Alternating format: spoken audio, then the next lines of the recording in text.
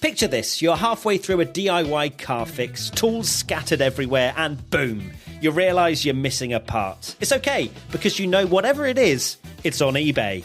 They've got everything, brakes, headlights, cold air intakes, whatever you need. And it's guaranteed to fit, which means no more crossing your fingers and hoping you ordered the right thing. All the parts you need at prices you'll love, guaranteed to fit every time. eBay, things people love. Donc je suis pas en train de dire que j'ai pas gagné de l'argent avec Bref, mais c'est juste que ça s'est fait progressivement avec le succès de Bref. En fait, t'as un système de droit d'auteur, mais qui tombe que tous les 6 mois et qui met du temps à se répercuter. Puis après, t'as pas mal de... Par exemple, on a fait très peu de produits dérivés. En gros, si on a fait une saison 2, je pense que là, il y aurait eu un badaboom. C'est-à-dire que si à la fin de l'année, on avait dit à Canal à l'époque, ok, on fait une saison 2, maintenant ça sera temps, parce que c'est un succès. Je pense que là, on aurait vraiment... Il y a beaucoup de gens qui nous ont dit, mais vous êtes cons quoi, c'est à la saison 2 qu'on se fait vraiment de la maille. Et nous, on voyait pas le truc, on voulait pas le faire. Et pareil, les produits dérivés, on en a fait très peu. Et ceux qu'on a fait nous ont pris beaucoup de temps. Ça a fait que malgré tout, c'est-à-dire que c'est devenu des sommes beaucoup plus grandes, mais qui sont arrivées petit à petit. Et donc du coup, c'est dur pour moi de voir, tu sais, c'est pas une bascule, bam, genre du jour au lendemain, il y a un gars, il est arrivé avec une mallette pleine de fric et il me l'a donné. Mais par contre, oui, je suis beaucoup plus tranquille à ce moment-là. Exécuté par qui? Fabrice Florent. Bonjour, bonsoir, bon après-midi à tous et bienvenue dans ce nouvel épisode d'Histoire d'argent. Chaque premier et troisième vendredi de chaque mois à partir de 6h du matin, on discute avec mes invités de leur rapport à l'argent. Comment le perçoivent-ils? Comment ils le gagnent? Comment ils le dépensent? Comment ils l'appréhendent tout simplement? Je suis Fabrice Florent. Dans la vie, je fais des podcasts d'interviews et de discussions et je crée des contenus. Si vous aimez ce podcast, allez écouter la bande-annonce pour en découvrir plus sur moi et mes autres podcasts. N'oubliez pas de vous abonner sur votre appli de podcast préféré, de mettre un cool commentaire et 5 étoiles au podcast sur Apple Podcasts par exemple, et de partager cet épisode autour de vous s'il vous a plu. C'est le meilleur moyen de m'aider si vous aimez mon travail. Je suis trop content de t'avoir, tu sais. C'est vrai? Ouais. De me posséder? Oui, pendant... Ou de t'avoir dans cette émission? Pendant 1 heure. Ok, de m'avoir dans cette émission. De t'avoir à moi. Merci beaucoup, Bruno Navo, de venir dans mon podcast sur l'argent. Moi, je viens dans tous tes podcasts dès que je peux, mais j'ai pas fait d'enfant. Ouais. Donc je peux pas être dans l'histoire de Daron. Histoire de succès, on l'a pas fait, je crois. Non. Mais j'ai fait histoire de mec. Ouais. Mais on pourra faire histoire de succès. Dès que tu fais histoire de beau gosse. J'adorerais parler avec toi de ton succès. Non mais c'est vrai. Tu ris, mais... Avec plaisir. Ça te fait marrer. Moi, je suis là, il m'appelle pas. C'est pas encore un succès, il a raison. Il attend encore 10 ans. J'attends que t'aies 1 heure de... T'aies un spectacle. Ah ouais, je ferai jamais histoire de succès. C'est dommage. Ça ne viendra pas. Dis pas jamais, hein, on sait jamais. Non, je dis jamais. Voilà. Merci beaucoup de venir. En tout cas, je voulais t'avoir dans Histoire d'argent parce que pour moi, il y a 2 trucs qui te caractérisent et dont j'aimerais parler avec toi par rapport à l'argent. C'est déjà, tu viens d'un milieu modeste. Je crois, dis-moi si je me trompe, mais... Plutôt, enfin, on pourra rentrer dans les détails. Je viens d'un milieu modeste et pas modeste, parce que mes parents sont divorcés, donc il y a déjà un... Ok. Il y a un petit twist. Et en fait, t'as changé de rythme de vie, t'as gagné de l'argent, en fait, sur un palier, sur un succès qui a été bref, qui t'a permis de pouvoir booster ta carrière entre autres, celle de tous les gens qui étaient dans le game à ce moment-là. Et en fait, ce qui m'intéresse aussi, c'est que je crois que comme beaucoup d'intermittents et d'artistes, tu gagnes de l'argent de façon très différée en fait, et notamment par rapport à tes droits, etc.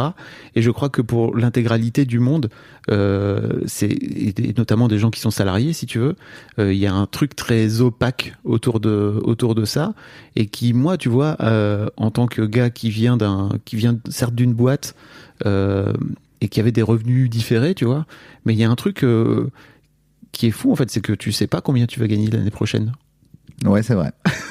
Ça, je trouve que c'est fascinant. C'est vrai parce qu'en fait, après, ça reste très théorique parce que t'as quand même, on va dire, l'équivalent d'une cote, mais en tout cas, en théorie, tout peut s'arrêter puisqu'il suffit que les gens trouvent que ce que tu fais c'est nul du jour au lendemain pour que tu n'aies plus d'argent du jour au lendemain en fait.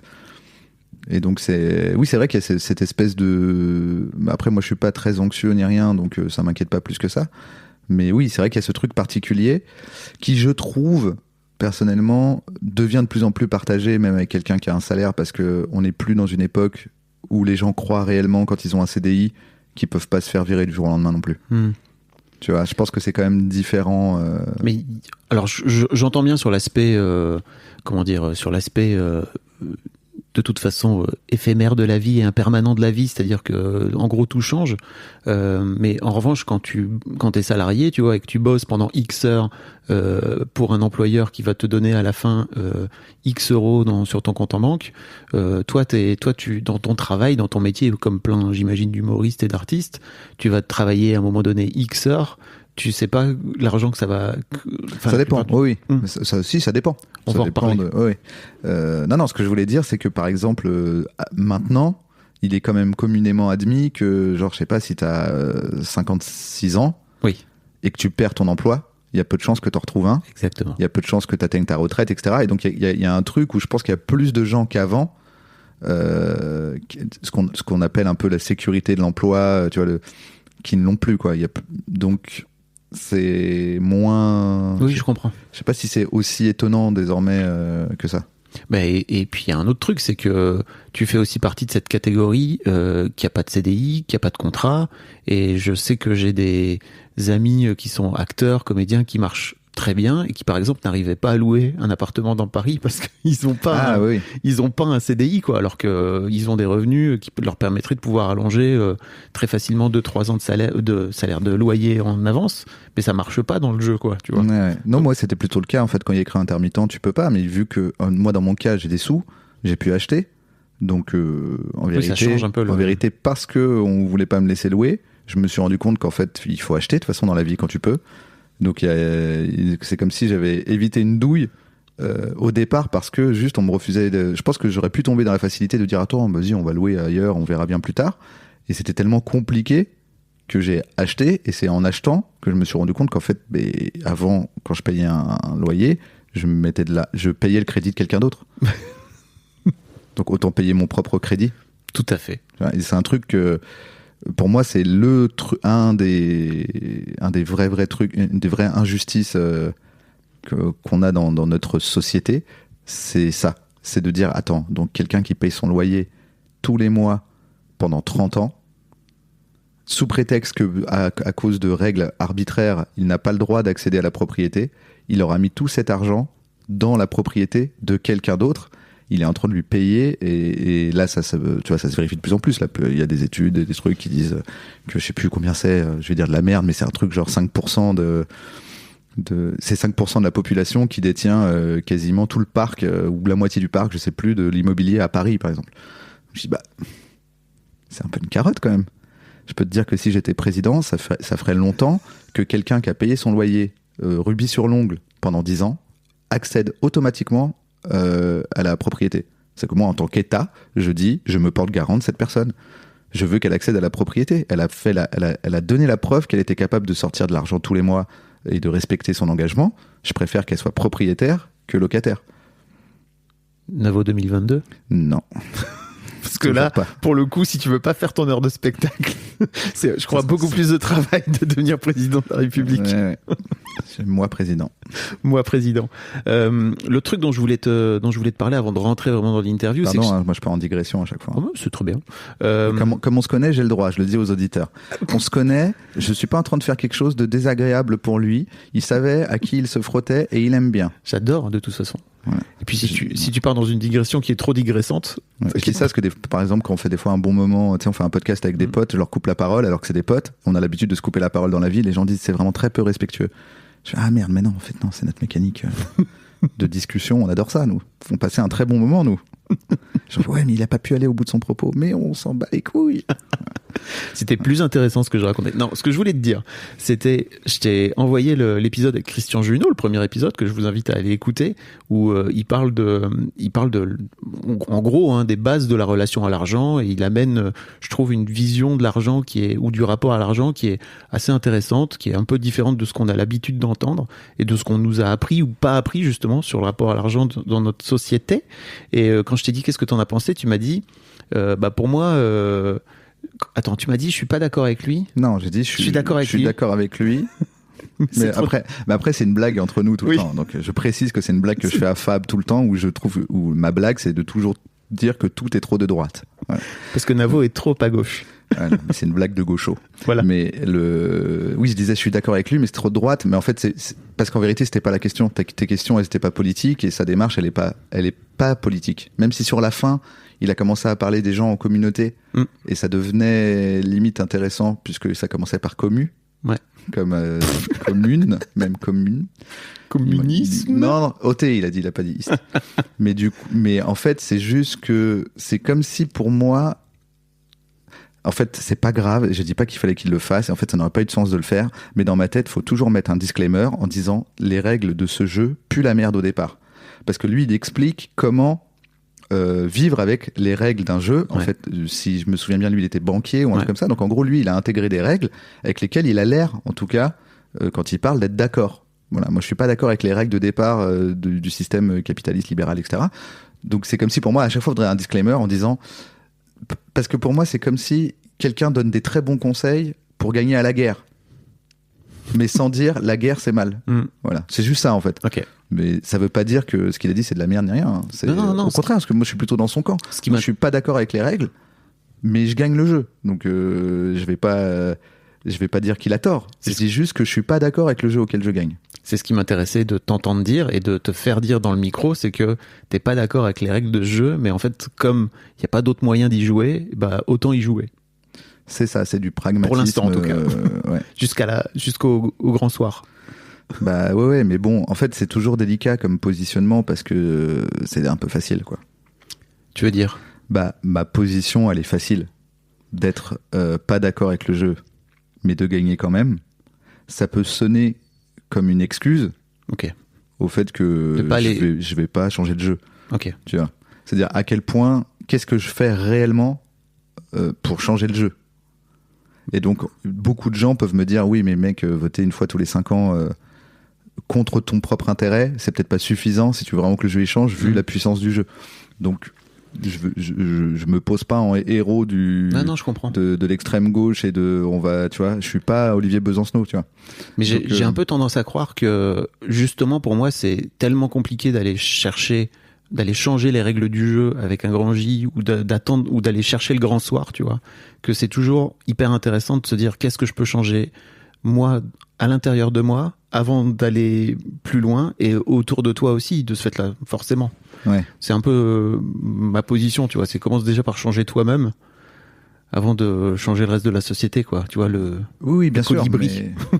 oui, sauf que il y a quand même la question de à quel point, en tant que colibri, tu fais ta part. Parce que pour moi, plus tu gagnes en influence, en puissance, en pouvoir, en argent, moins t'es un colibri, plus t'es un pélican, frérot. T'as quand même un gros bec, là, tu vois. Et donc, il y a un truc... voilà. C'est pour ça, en fait, je veux pas que ça sonne... Parce que ça se trouve, c'est le cas. C'est peut-être pour ça que je veux pas que ça sonne comme ça. Ça se trouve, c'est juste le cas. Comme une bonne excuse pour laver ma conscience et me regarder dans le miroir pendant que je profite à fond de tous mes privilèges. Voilà. Donc je tiens à le préciser pour pas que ça sonne genre je suis un héros. Voilà, je m'assois sur mon cul et je dis ce monde est vraiment nul. Tu vois. La première question que je vais poser à tous mes invités, que je pose à tous mes invités, c'est qu'est-ce que évoque pour toi, qu'est-ce que ça t'inspire quand je te dis argent ? Qu'est-ce que ça m'inspire ? Je dirais argent en général. Argent. Juste moi, là, le premier truc qui me vient, domination. Ok. Je pense que c'est un des outils principaux de domination qui existent entre les êtres humains. T'appelles ça domination, t'appelles pas ça échange. Échange ? Ouais. Bah, c'est une monnaie d'échange, littéralement. Oui, mais c'est devenu un instrument de domination. Mais là, on rejoint ce que je disais juste avant. C'est-à-dire que, oui, bien, je comprends bien qu'au départ, on a créé l'argent parce que échanger 3 chèvres contre 2 choux plus 4 bottes de paille, c'était relou et qu'il a fallu trouver un truc. Mais dans ce cas-là, c'est pour ça que je te dis argent, c'est vague. Parce que là, je pense que quand tu dis argent, moi j'entends financiarisation et capitalisme. Parce que je pense que le rapport que la plupart des gens ont à l'argent, c'est celui-là. Et le rapport à ton argent à toi ? Le rapport que moi j'ai à mon propre argent, je dirais liberté. Ok. puisqu'on me donne... en gros, on me dit c'est la bagarre, et on me donne un gun, et donc on me laisse tranquille. C'est le fait que j'ai de l'argent, c'est comme si on m'avait donné un gun, et donc les gens disent bon, il a un gun, on le laisse tranquille. Donc il y a un truc qui est très injuste pour moi dans le rapport à l'argent, justement. Mais donc mon propre argent, pour moi, c'est ma liberté. Et je pense d'ailleurs que c'est le problème. C'est pour ça que tout le monde en veut. C'est que c'est pour atteindre la liberté. Tu crois vraiment que c'est le seul moyen dans la société où on est, d'être un minimum libre, c'est de pas passer ton temps à te demander comment tu vas payer ton loyer et comment tu vas bouffer. C'est un peu ce que j'espère essayer de décrypter, de démontrer, c'est que je suis pas si sûr que les gens qui ont de l'argent soient si libres. Tu vois ? Non, les gens qui en ont pas, ça l'est pour toi. Les gens qui en ont pas dans notre société ne le sont pas. Donc, ça veut pas dire automatiquement que tous ceux qui en ont sont libres. Ça veut par contre dire pour moi qu'une immense majorité, voire peut-être tout le monde, parmi ceux qui n'en ont pas, ne le sont pas. C'est ça que je veux dire. Ok. Je dis pas, dès l'instant où on m'a donné de l'argent, j'étais tellement libre. Je dis, quand j'en avais pas, j'étais pas libre. Je voulais pas me lever le matin et aller dans un bureau, moi. Mais j'étais obligé d'y aller. Je voulais pas payer un loyer à un gars que je connais pas. Mais j'étais obligé de le faire. Et ainsi de suite. Donc, une fois que t'en as, oui, c'est toujours ce que t'en fais.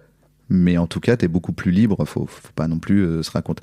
En fait, le piège rhétorique pour moi, le piège logique, c'est que les gens qui ont de l'argent disent à ceux qui en ont pas que l'argent fait pas le bonheur, en très résumé. Oui.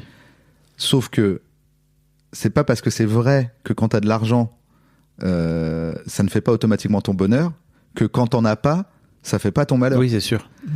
Donc la phrase, elle est tricky en fait.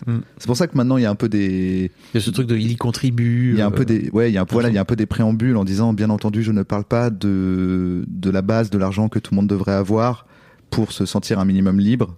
Je veux dire que... Voilà. Donc t'es obligé de préciser parce que l'argent fait pas le bonheur, c'est bien, c'est une formule qui sonne bien, mais on dirait trop qu'on dit que sans argent on peut être heureux. C'est possible. Je dis pas que tous les gens qui n'ont pas d'argent sont malheureux. Je dis juste que dans la société, vraiment encore une fois, dans le système dans lequel on est, quand tu peux pas payer ton loyer, t'es pas heureux.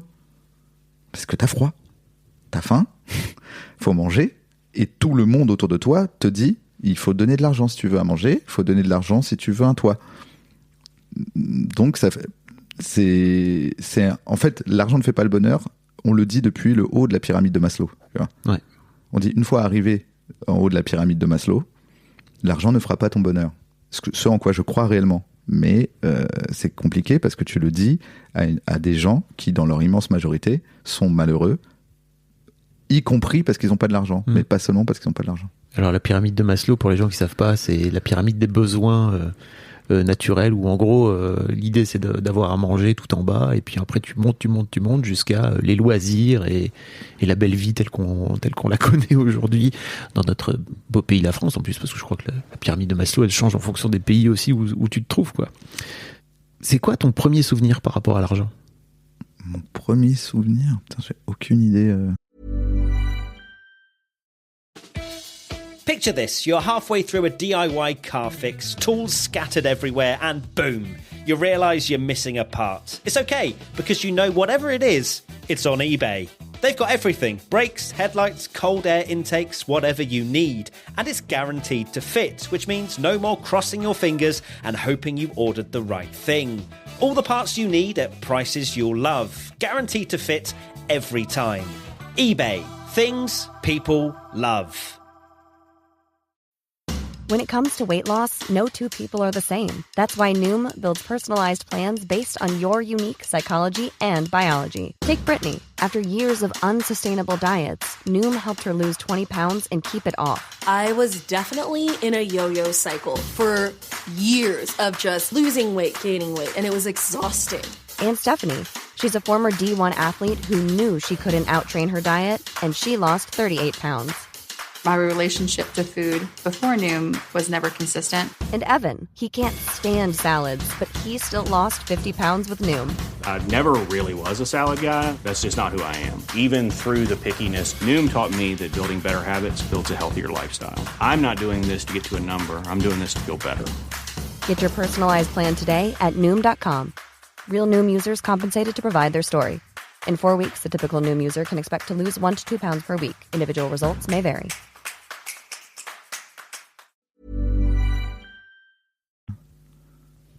T'as pas? Non. Avec des petits sous et tout, là? Ah bah non, c'est bizarre, j'ai pas de... Non, j'ai pas.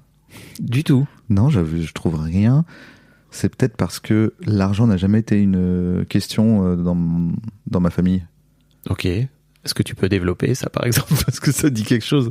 Bah, en gros, moi, j'ai été élevé par ma mère qui avait pas beaucoup d'argent. Mais c'était pas un problème, tu vois. C'était pas la question. C'était quoi la question, alors? La question, c'est est-ce qu'on se tape des barres? Est-ce qu'on est bien? Est-ce que t'es content? Comment ça s'est passé à l'école? Et donc, du coup, j'arrive pas à avoir un souvenir de... Parce que c'est quoi un premier souvenir C'est quoi ton premier souvenir par rapport à l'argent? Bah, moi, si ça m'inspire, désolé, hein, je retourne l'interview, non, mais c'est pour non, voir... Pour moi, mon premier souvenir par rapport à l'argent, c'était mon père qui revient d'une mission, tu vois, et il a eu 600 francs de frais de déplacement, tu vois, donc des sous en plus qu'il a gagné, et il nous a chacun donné un billet de 200 à mon frère et à ma sœur. Et en fait, ce billet-là, je l'avais mis dans un petit portefeuille, je sais pas quel âge j'avais, genre 6-7 ans, et je l'ai gardé pendant des années, mais vraiment des années. Je crois que je l'ai gardé pendant 10 ans. Jusqu'à m'acheter un truc où vraiment j'étais trop content de m'acheter un truc avec mes 200 francs, tu vois. Ah ouais, genre tu les as mis de côté, quoi. Ça en dit long, tu vois, sur mon rapport à l'argent, quoi, tu vois, déjà de base. Ah bah, en fait, c'est marrant, ça me rappelle un truc, ça, par contre, qui, on va dire, peut être comme un premier souvenir par rapport à l'argent. C'est que, en fait, j'avais zéro conscience, parce que ma mère a toujours essayé de nous épargner le problème des problèmes d'argent, en fait. Ça veut dire que on était quand même. Elle arrivait toujours à se débrouiller. Elle était beaucoup dans le sacrifice. Donc, il y avait des espèces d'échéances qui paraissaient logiques, mais qui n'avaient pas de rapport avec l'argent. Par exemple, je veux une console. Ouais, mais t'attends Noël. Tu vois? Ah oui. Elle te disait pas. Maintenant, avec le recul, je me dis, bon, elle mettait de l'argent de côté tous les mois, en se disant, putain, faut que j'arrive à leur sortir leur putain de console à Noël, parce qu'ils veulent une console. Ouais. Elle te disait pas, elle le transformait pas en. Elle ne sait pas. Non, mais on n'a pas d'argent. Voilà. Elle m'a jamais dit, c'est trop cher. Ce qui est hyper intéressant, si je puis me permettre. Parce que ça... Bah, disons que je pense que... Ouais, c'est ça, c'est qu'il y avait quand même une partie un peu sacrificielle. Après, bon, c'est pour ça que c'est compliqué, parce qu'il y a mon père de l'autre côté, donc je pense qu'il participait, et lui avait plus d'argent. Mais du coup, moi, la manière dont j'étais éduqué, c'était pas une question l'argent, en fait. C'était vraiment... L'idée, c'était une idée de... Tout ce qu'on a, c'est à nous tous, on partage, on est bien, voilà. Et donc, du coup, justement, là, ce que tu me racontes, ça me rappelle le moment où j'ai compris qu'en fait, peut-être qu'elle... Elle ramait un peu. Ouais, putain, je fais l'américain, j'arrive pas à ramer, voilà. Je veux dire, struggle, j'arrive pas à trouver le truc. C'est quand t'es... Se bagarrer un peu avec l'argent. C'est qu'en fait, à un moment, elle a trouvé un travail et elle a ramené une Game Boy. Random, un jour qui n'avait pas de lien, c'était pas Noël, c'était pas un anniversaire. En disant, comme j'ai trouvé... ce nouveau travail et tout, les enfants, bonne nouvelle, j'ai pu vous acheter une Game Boy. Et c'est la première fois qu'elle établissait un lien entre ce qu'on pouvait avoir nous et ce qu'elle avait elle par rapport à le travail qu'elle pouvait avoir. Donc c'est marrant, ça m'a rappelé ça. Okay. Le côté, il revenait d'une mission, il a ramené 600 francs. Moi, c'est genre un jour, elle a ramené une Game Boy, mais c'était random. Et c'est marrant parce que maintenant, je m'en souviens vraiment. J'étais chez ma grand-mère et tout. Tout d'un coup, elle arrive et dit bonne nouvelle, il y a une Game Boy. Et ça m'avait marqué parce que je m'étais dit ah ok, avant, elle pouvait pas acheter une Game Boy en fait. Là, il s'est passé quelque chose dans sa vie, genre il y a eu un événement où elle a trouvé du travail, et donc elle peut nous acheter une Game Boy, et c'est tellement une bonne nouvelle qu'elle ait trouvé ce travail, qu'elle s'est dit, ah, je vais leur acheter la Game Boy, quoi. Et c'est là que j'ai fait un lien, je pense que c'est la première fois que j'ai fait un lien entre le fait que, en tant qu'enfant, moi on était des enfants plutôt protégés des affres de la société, en fait, alors qu'on savait qu'il y avait des pauvres, c'est qu'elle nous parlait des pauvres, mais genre c'était pas nous, tu vois. Nous, en fait, j'avais toujours l'impression d'être le plus riche des pauvres. Moi, j'étais dans un milieu vraiment populaire. Ouais. J'étais en banlieue, dans le 93 et tout. Mais il y avait des gens tellement pauvres là où j'étais. Et moi, comme il y avait mon père qui ramenait un peu de sous, même s'ils étaient séparés, bon, il filait une pension, qu'en fait, j'étais le plus riche des pauvres, moi. Mais quand j'y repense maintenant, je me dis, ce qui me rendait riche, c'est que j'avais l'équivalent de 50 centimes d'euros ou 1 euro pour le goûter. Oui. Tu vois, j'avais pas un bout de pain avec un carré de chocolat. Moi, j'avais le droit d'aller au distributeur mettre une pièce en sortant du collège pour prendre un goûter. Et j'en donnais à tout le monde, parce que tout le monde disait, waouh, frérot, t'as une pièce de 10 francs. T'as une pièce de 10 francs. T'as 10 francs. Tous les jours, t'as 10 francs. Et donc, moi, j'étais saucé. Enfin, pas saucé, mais j'étais content, parce qu'apparemment, j'étais le plus riche des pauvres. Oui. On est toujours de toute façon. Bah non, dans mon. On est toujours le pauvre de quelqu'un ou le riche de quelqu'un. Oui, mais c'est vrai que dans ma classe, a priori, j'étais dans les mieux lotis. Ouais. Parce que j'avais 10 francs. Et ça te change tout de suite le paradigme, en fait. C'est hyper intéressant. Parce que de ce fait-là, t'es pas. Tu vois, moi, par exemple, j'étais dans un. Je parle de moi, mais j'étais dans une classe où j'avais des copains qui avaient tous des jeans Liberto et des trucs chevignons, tu vois. Ouais. Et moi, je m'habillais en Kiabi. Donc, d'un coup, d'un seul. Toi, tu te sentais moi, j'étais pauvre. Le plus pauvre. Voilà. Ça change. Et ça change complètement.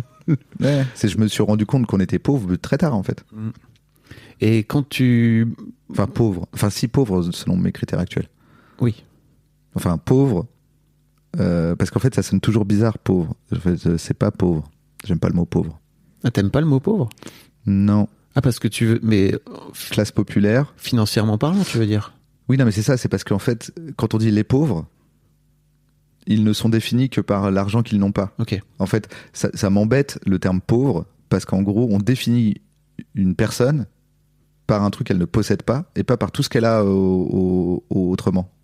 C'est pour ça que souvent on va plutôt, tu vois, dans un discours par exemple politique ou on va plutôt dire les classes populaires parce qu'en fait ça sous-entend qu'il y a toute une culture et qu'il y a tout un voilà. Donc il faut que j'arrête de dire pauvre. J'étais pauvre au sens, pour moi en tant qu'enfant, de l'image que tu as d'un pauvre, je me sentais pas pauvre. Oui, mais moi, là, maintenant, en tant que moi-même. On parle d'argent ici, tu vois. Donc après, de toute façon, vu où t'es arrivé, on en reparlera. On s'imagine bien que tes parents avaient plein d'autres ressources que juste l'argent. Enfin, et notamment ta mère. Donc je n'étais pas pauvre. Merci. C'était une classe populaire. Tout à fait. Mais oui, je voulais te demander, et de ce fait-là, quand t'allais chez ton père, est-ce que tu la sentais quand t'étais môme, tu vois, cette différence de... Comment ça se passait pour toi, tu vois, cette différence de revenus ou cette différence d'argent, tu l'as ressenti quand t'étais gamin ? Ouais, justement, c'est-à-dire que moi, mon père, du coup, je le voyais comme... vraiment, en fait, c'était un profil tellement différent que c'était assez frappant, en fait. C'est que lui, tout reposait sur l'argent et sur le fait qu'on sache qu'il a de l'argent. Je pense même pas qu'il était si riche que ça, comme quoi c'est encore toujours une question d'échelle. Mais en fait... c'est un peu... En fait, je voyais bien que lui, à ma place dans le collège, être le plus riche des pauvres, c'était important. S'il avait été à ma place dans le collège, il aurait dit, vous avez vu les gars ? J'ai 10 francs là. Qui fait quoi là ? Qui applaudit le gars qui a 10 francs là ? Je les ai les 10 francs. Tu vois. Et en fait, je me suis un peu construit en opposition à ce truc-là. Lui, je pense qu'il a ce truc-là parce que c'est un immigré italien qui arrivait avec que dalle, il est arrivé en slip et qui s'est fait tout seul, et que pour lui, du coup, c'est une espèce de revanche qu'il a pris sur la vie. Donc du coup, c'est pas un jugement que j'ai sur lui, c'est juste ça me correspond pas du tout. En fait, c'est une attitude qui me convient pas. Mais je pense que lui, il a ce truc, cette espèce de revanche permanente à prendre où il veut montrer aux gens qu'il a des sous. Voilà. Et donc du coup, quand j'allais chez mon père, je voyais une différence, quoi, parce que il était le gars qui veut absolument. En fait, il est très généreux, mais il veut que ça se sache. Oui. C'est pas que généreux. Ouais. Mais ça reste généreux. Oui. Donc en fait, c'est intéressant parce que tu vois, ma mère était très généreuse et il faut pas que ça se sache. Mon père était généreux et il fallait que ça se sache. Mais les deux étaient généreux. Pour des raisons différentes. Mais au final, sa générosité à mon père, ça reste une générosité, tu vois. Donc c'est pour ça que j'ai ce truc où je me dis, tu sais, quand on dit ouais, c'est ça, elle va faire des puits en Afrique, mais c'est pour se faire mousser. J'ai tendance plutôt à dire ouais, mais en attendant, elle a fait un puits en Afrique. Alors que toi, t'es sur ton cul à dire ouais, elle se la raconte. Alors ça, on va le savoir, hein, qu'elle allait creuser un puits en Afrique. Elle en parle tous les jours. Je fais écoute, si ça lui fait plaisir que tout le monde le sache, en attendant, elle a quand même fait un puits en Afrique. Donc oui, dans l'idéal, il faut Mère Teresa. Et encore, Mère Teresa, elle est connue. Ça se trouve, elle était dosée d'être connue. Je sais pas. On sait pas. Mais elle a quand même fait quelque chose. Ouais, je comprends. Et toi, comment tu t'es construit par rapport à ça ? Donc toi, t'étais plutôt du côté de... Enfin, tu t'es construit en opposition, tu disais, par rapport au côté un peu show-off de ton père, c'est ça ? Ouais. Bah en fait c'est juste j'en ai pas ressenti le besoin quoi. Ok. Je ressens pas le besoin, c'est pour ça que faut vraiment qu'à un moment je change de veste là parce que depuis que tu me connais j'ai cette veste. C'est genre j'ai pas trop je suis pas très show off quoi. Et c'est pas par peur qu'on m'en veuille d'être riche ni rien, c'est juste que je vois pas trop le point en fait, ça m'alimente pas. Je comprends, hein, je vois des gens autour de moi, c'est important pour eux qu'on sache qu'ils ont réussi, qu'on sache qu'ils ont la belle... Mais j'ai pas trop ce truc-là, quoi. Ok. Comment tu t'es... En fait, moi, ce qui m'intéresse, c'est vraiment de parler avec toi aussi de cette bascule, tu vois. À un moment donné, t'étais... donc t'as bossé dans un cabinet, c'est ça Oui, j'étais dans un bureau. T'étais dans un bureau. J'avais pistonné. J'avais mon beau-frère qui m'avait pistonné chez des notaires. T'étais parti pour avoir... Ce qui était intéressant d'ailleurs, parce que du coup, pour le coup, en termes d'argent, les notaires, on est vraiment sur, je pense, des gens qui de père en fils, en père en fils, en fille, se transmettent de génération en génération une espèce de statut social comment dire, des espèces d'entremetteurs d'argent, de gens qui connaissent, qui comprennent l'argent et qui le font passer de main en main. Enfin, tu vois, ils ont vraiment une vision. Et donc, du coup, d'être au contact de ces gens-là, je te dis, ah ouais, waouh. Alors, pour le coup, là, c'est très à droite pour de vrai, sans la blague. Et du coup, c'était intéressant, tu vois, de parler avec ces gens et de dire, ah ouais, je crois que c'est une des fois où j'étais le plus confronté à des personnes qui avaient rien à voir avec moi depuis qu'ils sont nés. Tu vois, c'est un mec de mon âge de l'époque, il était déjà clerc de notaire parce que papa l'avait mis chez machin en prenant le fils de machin en échange, tu vois, ils s'échangent un peu leurs enfants. Et moi, j'étais là, je regardais, je voyais leur vision de la vie, qui était beaucoup influencée par leur culture, etc., par là où ils avaient grandi, en fait, leur milieu. Et c'était vraiment des gens complètement différents, en fait. Et ça, c'est un côté, tu comprends un peu les Républicains en France, UMP et LR. Ouais. Il y a un peu ce truc-là, en fait. Tu dis, c'est un peu la droite, la France est une belle nation. La droite gaulliste, quoi, c'est ça? Ouais, un peu, sauf que ça a été un peu dévoyé. J'ai l'impression que gaulliste ne peut rien dire maintenant, mais genre le côté... la droite républicaine. Ouais, vraiment, la droite, on est content d'être la France, on est un peu chauvin, la France d'abord.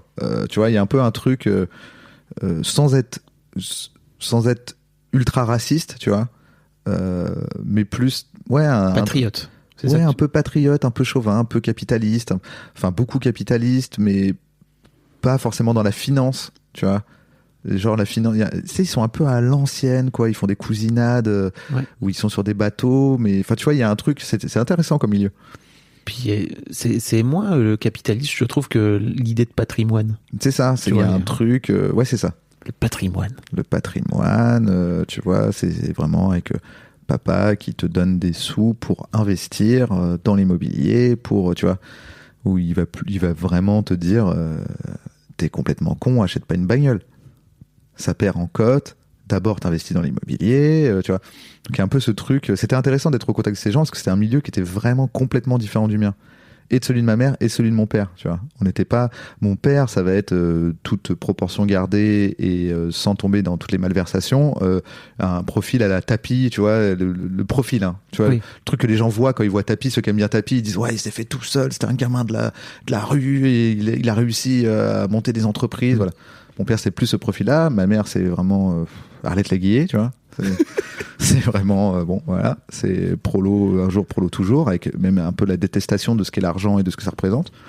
Et là, c'était encore une autre catégorie, je trouve, qui était vraiment, où limite, t'arrives pas trop à leur en vouloir, parce que tu te dis, mais il est né là-dedans, lui, en fait. Il est né là-dedans, il est jamais sorti, c'est pas ce que c'est. Mon milieu, il n'y est jamais allé, mais il n'aimait pas aller. Au mieux, il a vu la haine. Tu vois, mais il n'a aucune idée de quoi on parle.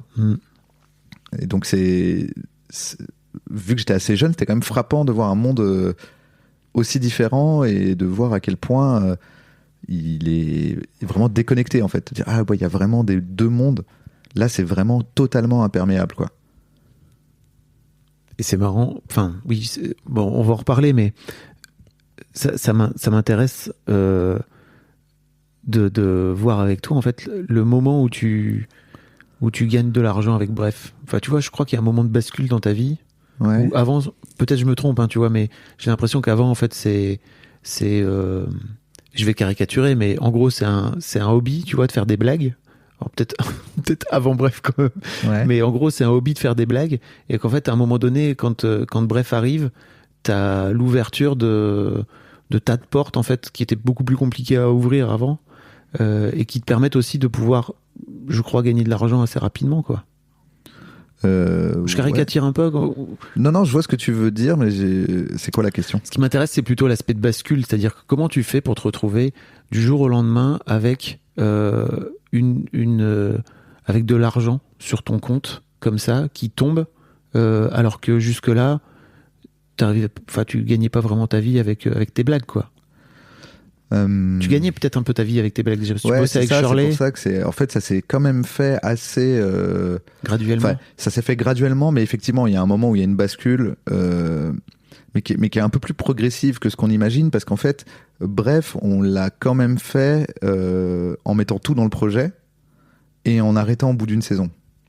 Donc, je suis pas en train de dire que j'ai pas gagné de l'argent avec Bref, mais c'est juste que ça s'est fait progressivement avec le succès de Bref. C'est-à-dire, entre la première partie, parce que ça s'est fait en 2 parties, de la première saison et la deuxième saison, là, il y a eu une bascule. En fait, t'as un système de droit d'auteur, mais qui tombe que tous les 6 mois et qui met du temps à se répercuter. Puis après, t'as pas mal de... Par exemple, on a fait très peu de produits dérivés. En gros, si on avait fait une saison 2, je pense que là, il y aurait eu un badaboom. C'est-à-dire que si, à la fin de l'année, on avait dit à Canal, à l'époque, ok, on fait une saison 2, maintenant ça sera tant, parce que c'est un succès. Je pense que là, on aurait vraiment... Il y a beaucoup de gens qui nous ont dit, mais vous êtes cons, quoi, c'est à la saison 2 qu'on se fait vraiment de la maille. Mais nous, on voyait pas le truc, on voulait pas le faire. Et donc, du coup, et pareil, les produits dérivés, on en a fait très peu, et ceux qu'on a fait nous ont pris beaucoup de temps. Tu vois, quand on fait le bouquin Bref, moi je suis dessus tous les jours. En fait, Bref est génial, mais vraiment, vous avez travaillé dessus. Ouais, on a beaucoup travaillé dessus, et donc en gros, ça a fait que malgré tout, c'est-à-dire que c'est devenu des sommes beaucoup plus grandes, mais qui sont arrivées petit à petit, et c'est pas genre du jour au lendemain, voici ton million, tu vois. Je sais même pas d'ailleurs, je pense même pas que j'ai 1 million. C'est-à-dire que ça s'est fait vraiment par petites étapes, et donc du coup, c'est dur pour moi de voir, tu sais, c'est pas une bascule, bam, genre du jour au lendemain, il y a un gars, il est arrivé avec une mallette pleine de fric et il me l'a donné. Mais par contre, oui, je suis beaucoup plus tranquille à ce moment-là. C'est-à-dire que ce dont je parlais tout à l'heure, c'est comment je vais payer mon loyer, c'est bon, ça c'est bon, c'est réglé, comment je vais payer mon loyer. Donc, et c'est ce truc-là qui est important, je pense. Plus que la somme exacte, je pense que la bascule, elle est importante sur le loyer. C'est le moment où tu te dis... et en fait, il y a pas mal d'auteurs, d'humoristes, de gens dans ce type de métier qui le disent. Ils disent, en fait, ce qui se passe, c'est que quoi qu'il arrive toute ta vie, ce que tu fais, c'est que tu prends combien ça te coûte un mois dans ta vie, tu prends la somme que tu as sur ton compte, tu divises, et tu sais que tu as ce temps-là devant toi. Et la course, c'est comme la course de ton curseur YouTube contre le téléchargement de YouTube. Tu sais, quand tu vois le rouge qui court après le gris, ton but, c'est que le rouge, il dépasse jamais le gris, sinon t'es en buffering et tu tombes. Voilà. Tu dis, merde, je peux plus avancer. Ma vie vient de faire pause parce que j'ai téléchargé moins d'argent que la vitesse à laquelle je le regarde. Et donc, du coup, il y a un peu ce truc-là qui se met en place, qui devient une façon différente d'aborder l'argent par rapport à ce qu'on disait tout à l'heure, avoir un salaire. C'est que tout d'un coup, tu dis, ma vie coûte tant, je prends la somme que j'ai sur mon compte, je divise, si je touche plus rien, je tiens 6 mois ou je tiens 1 an. Donc pendant ces 6 mois et ces 1 an, il faut que je retravaille pour repousser l'échéance et ainsi de suite, tu vois.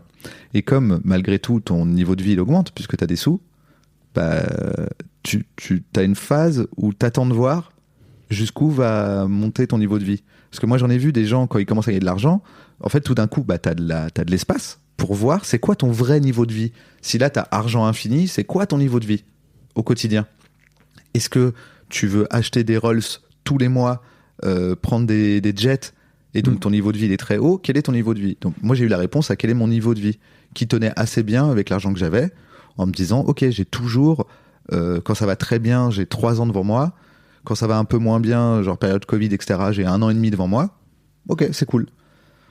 Donc c'est pour ça que j'ai du mal à répondre à ta question sur la bascule, parce que c'est pas vraiment une bascule en fait. Ouais, je comprends. Mais t'as quand même un moment donné où, je sais pas en fait comment ça se caractérise, t'as pas un moment donné où tu te dis ok, c'est bon, j'y suis arrivé au moins financièrement, quoi, tu vois. Je sais pas si... Moi, je considère que... Si tu touches non, mais tu vois, si tu touches tes droits d'auteur, ta première fiche de droits d'auteur, je sais pas combien tu touches, tu vois, et que tu te dis, oh, mon Dieu, là, c'est cool. Enfin, tu vois, je voudrais essayer de creuser avec toi ce moment de bascule, justement, en fait, où tu vois, où tu te dis, ok, c'est good pour moi. Mais peut-être que tu l'as pas vécu comme ça, en fait. Ouais, mais en fait, c'est pas vraiment que tu dis que c'est good pour toi. En fait, moi, ce que je me suis dit, c'est que je me dis, mais cette somme est folle. C'est plus ça, en fait, par rapport à... T'avais touché combien, par exemple? Mais je sais pas. Et en fait, moi, j'ai un vrai problème, c'est que... Non, mais pour de vrai... Hein. Les gens vont être frustrés, je crois. Là, je sais, je suis désolé, mais ça fait... Mais je le sais parce qu'on se connaît, toi et moi. On me pose cette question tout le temps.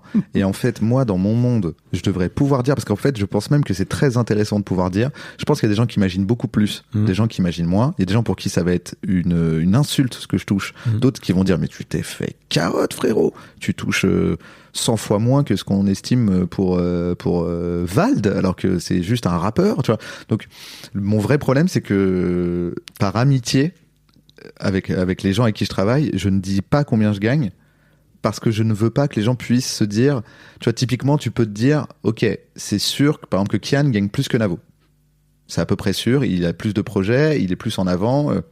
Donc, quand Navo va me dire combien il gagne, je sais que ça, c'est le plancher minimum. Si j'estime que Kian gagne 2 fois plus, tu vois. Et en gros, c'est une vraie discussion que j'ai eue avec les gens qui m'entourent, puisque je travaille avec des gens et que ces gens sont connus, qui est, nous, on veut pas dire combien on gagne. Donc, si tu dis combien tu gagnes, les gens vont deviner combien on gagne. Ça en dit long aussi sur le rapport qu'on a à l'argent, tu vois, aujourd'hui. Et pour moi, ça entretient un peu le fantasme, justement. Disons que comme moi, ça me dérangerait pas d'être la preuve de ce que j'avance, qui est que ce monde n'a aucun sens et que je devrais pas toucher autant. Ouais. Je devrais pas toucher fois quoi que ce soit de ce que touche un éboueur, par exemple. Et j'aimerais bien que ce soit un sujet de société, de dire, mais attendez les gars, sauf ceux qui le font parce qu'ils ont vraiment à cœur cette mission-là, ils doivent exister. C'est pas un métier duquel je dis du mal. Je dis qu'il y a des métiers pénibles que les gens ne font que parce qu'ils peuvent pas en faire un autre. Et ces métiers-là devraient être les plus valorisés, puisque personne veut les faire. C'est toute la question qu'il y a autour du revenu de base. Bien sûr. C'est de dire, si demain on met le revenu de base, il n'y a plus personne qui voudra sortir les poubelles. Et tu fais, donc t'es un gros bâtard. T'as donc conscience que la personne qui sort les poubelles, elle veut pas le faire. Elle le fait que parce que c'est la seule chose qu'elle a pour toucher de l'argent. Et toi, ça te va comme système. Moi, ça me va pas. Donc, tant mieux, parce que le jour où la personne n'est plus obligée et que toi, tu voudras que tes poubelles, elles soient pas chez toi, tu seras d'accord pour que sortir les poubelles, ça soit payé 20 000 euros par mois. Et si le jour où c'est payé 20 000 euros par mois, tu dis putain, c'est bien payé pour sortir les poubelles, eh ben, sors les poubelles et gagne 20 000 euros par mois. Mais arrête d'exploiter les gens mécaniquement par un système. Ou au moins, quand on te propose de changer ce système, réfléchis à est-ce que tu es d'accord avec. Parce que là, ce que tu dis, c'est que tu es d'accord avec. Tout ça pour dire que du coup, moi, ça ne me dérangerait pas d'être la preuve vivante de ce que j'avance, mais ça dérange les autres gens autour de moi parce qu'ils n'avancent pas forcément les mêmes choses. Et quand vous en parlez, qu'est-ce que c'est quoi le débat en fait? C'est plutôt, il vaut mieux pas trop parler des sommes à quel point? Parce que c'est délirant ou ça te coupe du public, c'est ça? Je sais pas trop. Ok. Je sais pas trop pourquoi, je respecte, et en fait, c'est surtout, les autres le font pas. Alors, justement, j'allais t'en parler. Moi, j'ai vu Boun Aimin sur scène. Je sais pas si t'as vu ce qu'il fait là dernièrement, mais lui, il parle des impôts qu'il a payés.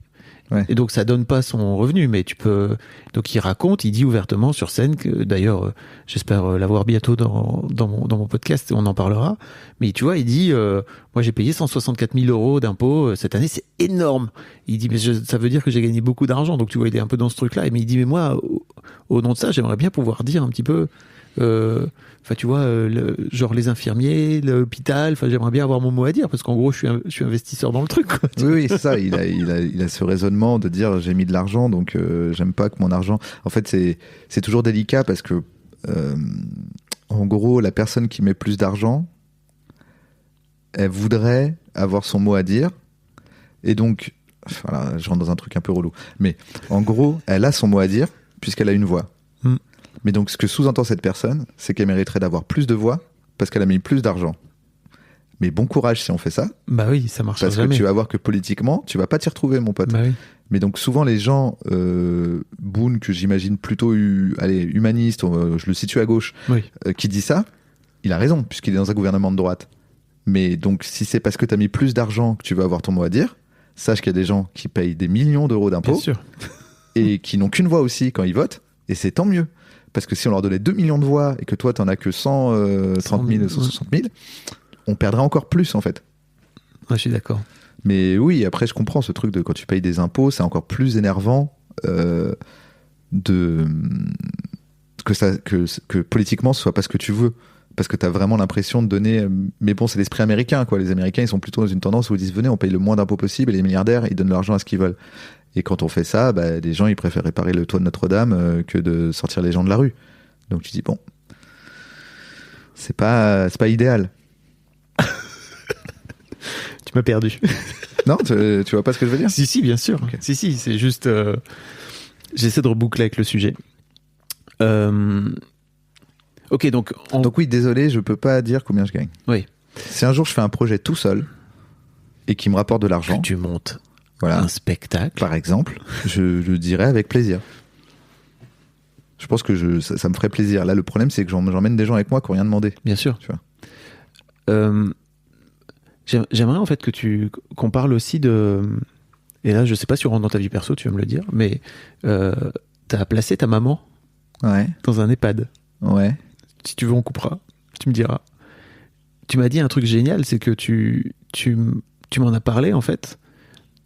Donc ta maman est dans un EHPAD, tu la finances, tu finances cet EHPAD. Ouais. Je sais pas si tu peux en parler publiquement. Si, ça dépend ce que tu vas me demander. Mais en fait, tu m'as dit un truc génial. Déjà, tu m'as dit le prix. Je sais pas si tu as envie de dire le prix, mais c'est beaucoup d'argent, tu vois. Ouais. J'essaie de voir où tu vas. Oui. Ouais. Parce que là, maintenant, tu m'as mis le doute. T'as dit, on peut couper, hein. Je suis là, mais qu'est-ce qu'il va me dire? Il m'a jamais dit on peut couper, Fab. Non, parce qu'en fait c'est perso, c'est sur ta vie perso, tu vois, donc j'ai pas envie de dévoiler un truc qu'on s'est raconté dans le cadre dans un cadre perso, tu vois. Ok, oui, d'accord, ok. Tu m'as dit deux trucs, tu respectes le off, t'es un vrai bon journaliste. C'est important. Ceci dit, ça m'a donné des billes quand même, donc je me permets d'en profiter. Tu m'as dit deux trucs, tu m'as dit, ok, donc c'est quand même beaucoup d'argent, et je me suis dit, va pas falloir que j'arrête de faire des blagues. T'as fait une blague en mode putain, ça me met quand même une forme de pression par rapport au travail que je dois fournir, quoi. Et tu m'as dit un autre truc. Tu m'as dit je trouve que c'est génial parce qu'en fait je lui rends l'argent qu'elle me doit entre guillemets au sens que tu lui dois, pardon. Lapsus intéressant. Que tu lui dois au sens où c'est grâce à elle que je suis là aujourd'hui, quoi. Ouais. Oui, disons que de toutes les personnes sur qui je peux mettre où je me dis allez, il faut dépenser de l'argent, j'y vais, je le prends, c'est moi qui paye. S'il y a bien une personne, la personne où ça va le moins me déranger, c'est ma mère, et après je pense que c'est Kian. Parce que tu dis techniquement là, c'est vraiment les personnes qui ont le plus changé ma vie. Je pense que je suis là où je suis grâce à elles. Donc je le vois pas du tout comme un... C'est tout à fait normal, mais limite là on est dans les classiques rap, mettre la maman à l'abri, quoi. C'est-à-dire que tu dis oui, sauf que pour moi mettre ma daronne à l'abri là, c'était la mettre dans un endroit où elle peut être suivie médicalement. Ah, parce que tu le vois comme ça, comme la mettre à l'abri, quoi. Ah bah oui, c'est quoi sinon? Non, c'est vrai, j'avais pas... Tu le vois comment, toi? Non, que tu lui as amené en fait, le truc, c'est que situation et des qu'en fait, soins, ça coûte cher parce que tu veux dire combien ça coûte? Le système, non, mais je peux putain, c'est compliqué. Ouais, je sais. Je peux dire que j'essaie de faire attention aux gens qui vont faire des maths. Je peux dire des gens qui vont faire des maths? Oui. Ok. Je peux dire que ça représente un tiers de ce que je gagne. Ok. Grosso modo, un peu plus peut-être. Voilà. C'est pas la moitié, mais c'est pas loin, c'est entre un tiers et la moitié de ce que je gagne. Donc tout d'un coup, ça veut dire que par rapport à ce que tu gagnes dans la vie... Picture this, you're halfway through a DIY car fix, tools scattered everywhere, and boom, you realise you're missing a part. It's okay, because you know whatever it is, it's on eBay. They've got everything, brakes, headlights, cold air intakes, whatever you need. And it's guaranteed to fit, which means no more crossing your fingers and hoping you ordered the right thing. All the parts you need at prices you'll love, guaranteed to fit every time. eBay, things people love. Did you know 1 in 2 women wear the wrong foundation? Matching foundation is hard, but Il Maquillage makes it easy. Take the Power Match quiz to find a perfect match in seconds, customized to your unique skin tone, undertone, and coverage needs. With 600,000 5-star reviews, Woke Up Like This is our best-selling foundation for a reason. Available in 50 shades of weightless natural coverage. And with Try Before You Buy, you can try your full size at home for 14 days. Just pay shipping. Take the quiz at ilmaquillage.com/quiz. That's ILMAKIAGE.com/quiz. T'as allez, disons le tiers. T'as le tiers qui est consacré à autre chose que t'avais pas du tout prévu dans ta vie. Voilà. Et c'est pour ça qu'il y avait ce truc de waouh, faut tenir, tu vois. Après, si je tiens pas, mais en fait, ça vient du fait que je voulais la mettre dans un endroit chambé. C'est aussi ça le truc. C'est que il y a des endroits qui sont complètement, qui auraient été complètement gratuits. Mais je me suis dit, mais j'ai pas envie de la mettre là, quoi. C'est pas là que j'ai envie qu'elle soit. J'ai pas envie qu'elle soit loin de moi aussi. Et donc, du coup, le monde étant ce qu'il est, et c'est malheureux, parce que ma grand-mère, par exemple, c'est ma mère qui s'en occupait, elle était dans des endroits beaucoup moins rigolos. Elle est vraiment dans l'endroit cool, quoi. Où t'as tout pour aller mieux dans ta vie. Et plus je vois ça, plus je me dis, mais oui, c'est pour ça que les riches, ils vivent jusqu'à 30 000 ans, en fait. C'est qu'en fait, t'es là, t'as un kiné, t'as un machin, t'as un truc, t'as des gens qui sont formés, qui s'occupent de toi, ils sont 15 000 par personne, et tu fais, ah ouais, c'est autre chose. Et d'ailleurs, c'est très grave. Parce qu'en fait, tu sais, on parle souvent des hôpitaux privés, des cliniques privées par rapport aux hôpitaux, etc. Mais en fait, ça se passe pareil pour les EHPAD. C'est-à-dire que t'as des EHPAD où il y a peu de moyens, et c'est ceux-là où on va mettre les gens qui peuvent pas payer, et puis t'as la version privée, quoi. Donc là, c'est vraiment la version privée. Et comme c'est ma mère, je me suis dit, bah oui, je vais la mettre là. Et donc, est-ce que j'ai répondu à tes questions ? Oui. Et puis, ça te colle aussi une forme de pression, tu trouves ? Je sais pas si c'est une pression. Non, tu sais, je parlais par rapport notamment, et je trouve ça intéressant parce que t'as un peu ce truc de, moi je suis pisse, tu vois, j'ai pas envie non plus de forcer trop la réussite ou... Oui, je suis pas un gros bosseur, quoi. T'as fait une longue périphrase pour dire t'es un peu une feignasse. Et tu le revendiques, tu vois. Ouais. Et je me demandais en fait à quel point ça allait t'amener dans un jeu potentiel où tu chercherais à aller compenser cet argent que tu donnes à ta mère. Pour l'instant, ça tient. Ok. Mais oui, en fait, et d'aller dans un jeu. Je reste quand même très privilégié, c'est-à-dire que techniquement, c'est pas non plus, faut que j'aille à la mine, quoi. C'est allez, j'accepte cette pub, voilà, et ça paye. Donc c'est pas non plus. Pour l'instant, j'ai pas eu besoin. Je pense qu'en fait, c'est surtout le fait que ce soit. En fait, c'est assez récent et c'est pendant la période Covid qui est vraiment particulière où du jour au lendemain, on peut te dire toutes les salles sont fermées. Moi, ce que je touche, c'est les droits d'auteur sur les billets qui sont vendus dans les salles. Donc, à chaque fois qu'ils disent on ferme les salles, moi, tous mes revenus s'arrêtent en fait. Et le pire, c'est que c'est pas mes revenus de maintenant.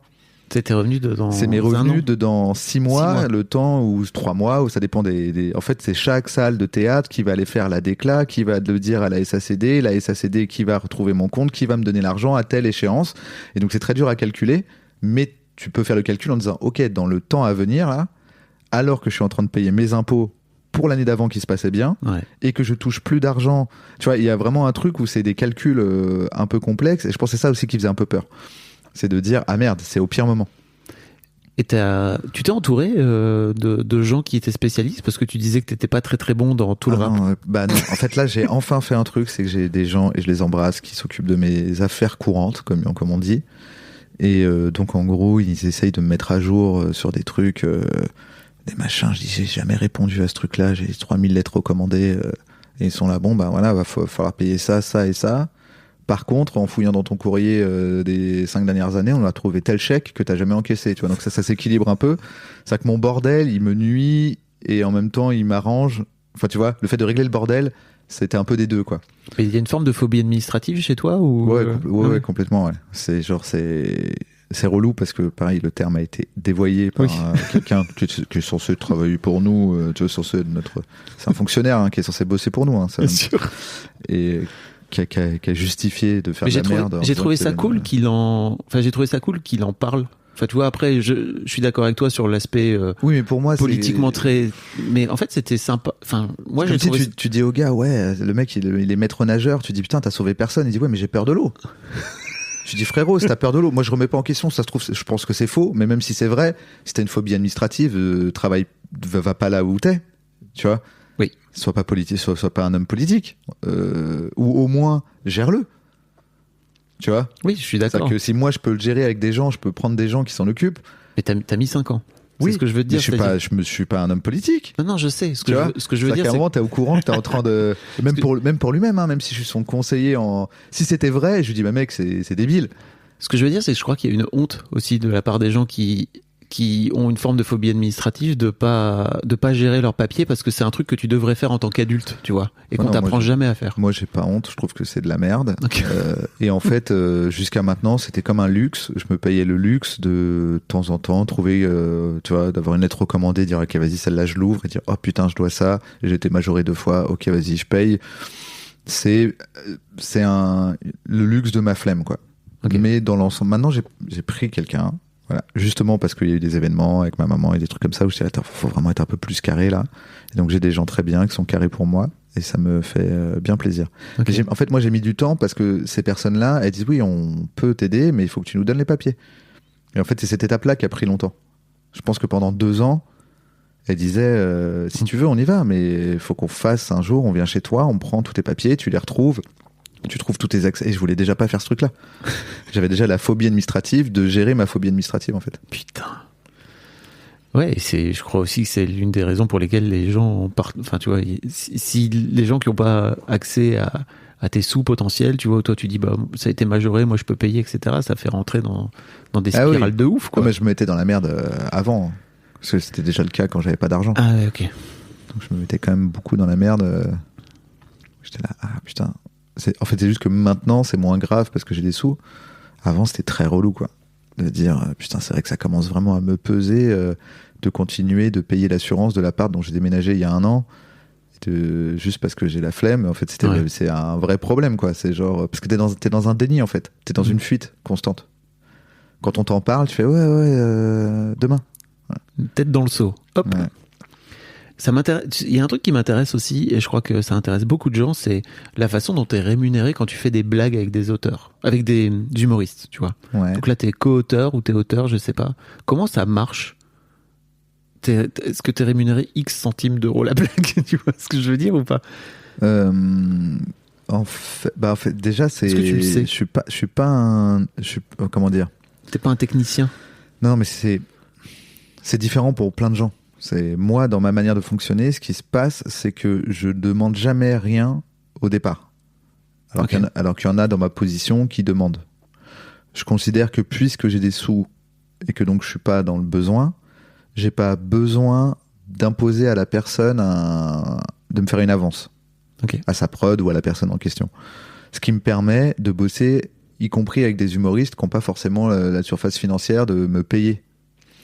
Donc en gros, le deal, c'est on écrit ensemble, de bonne foi, alors avant si nécessaire, mais moi j'essaie plutôt de le faire de bonne foi à la fin, on calcule, on décide de quel est mon apport dans le texte.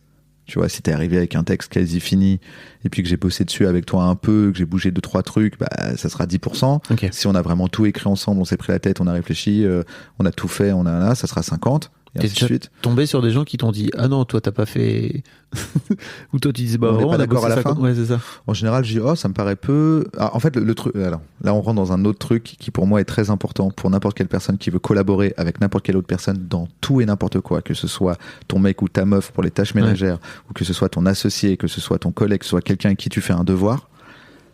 On ne voit que ce qu'on voit à 100%, c'est ce qu'on a fait nous-mêmes. Tu ne vois jamais 100% du travail que l'autre a effectué.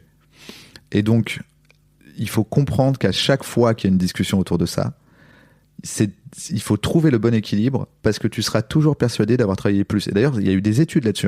C'est-à-dire qu'ils l'ont fait avec des étudiants en disant est-ce que c'est marrant parce que tu me regardes parce que je t'en ai parlé off. Oui. Je me permets d'en parler in. C'est que je trouve ça très intéressant. Oui. C'est que t'es avec trois camarades de classe, vous faites un devoir. À la fin, on vous demande qui a fourni quoi dans le devoir. Le total fera toujours plus de 100%. Tu vois, vous êtes 4, les 4 vont dire 30%. j'ai fait 30% du devoir. Les autres, à eux 3, ils ont fait que 70% du. Et donc à la fin, tu dis, c'est fou, parce que ça fait 120%, ils sont les 20%. C'est que c'est logique, tu ne vois que le travail que toi t'as fourni à 100%. Les autres, tu vois que de façon parcellaire. Donc j'essaie de garder ça en tête, parce que par exemple, ça peut m'arriver de considérer, ça m'est arrivé récemment, je bosse avec quelqu'un, et je me dis, oh là, je dois être à 40%. Voilà, allez, 35%. Et puis, quand il m'annonce le truc, en fait, il y avait quelqu'un d'autre. Quoi ? Il y avait quelqu'un d'autre qui a bossé avant. Et donc, lui, dans son calcul, il se dit, attends, moi, ce que j'ai apporté, en gros, ce que lui, il m'a apporté comme base de travail, c'était déjà quelque chose qu'il avait divisé, lui, dans sa tête. Sauf que lui, il fait son calcul global à la fin. T'étais pas au courant. Il dit, machin m'a apporté tant, et pendant 8 mois, il a bossé avec moi. Puis après, il y a Navo qui est arrivé, pendant 2-3 mois, il a bossé avec moi. Bon, allez, disons 20% chacun. Et donc, moi, dans ma tête, j'étais à 40, mais en fait, il y a quelqu'un, tu vois. Et donc, c'est tout un calcul à refaire. Et en soi, c'est pas très grave. Ça reste, je pense, des discussions un peu, voilà. Je me suis jamais senti trop bafoué et trahi dans le truc, mais en tout cas ça fonctionne comme ça. Alors, j'ai fait une longue digression. Non, mais c'est intéressant. Donc ce qui se passe, c'est que du coup, une fois que ça c'est décidé, c'est ça la déclaration que tu fais. Souvent les gens croient que les déclarations à la SACEM, à la SACD, c'est pour protéger ton œuvre. Mais non, protéger une œuvre, c'est complètement autre chose. C'est se l'envoyer par la poste ou se l'envoyer par mail, faire la preuve qu'on l'a fait nous. Voilà. Ça peut passer par la SACEM et la SACD, mais c'est pas le but. C'est juste que souvent c'est une preuve, puisque le moment où tu déclares les textes. Oui. Mais en fait, ce que tu déclares à la SACD et la SACEM, qui sont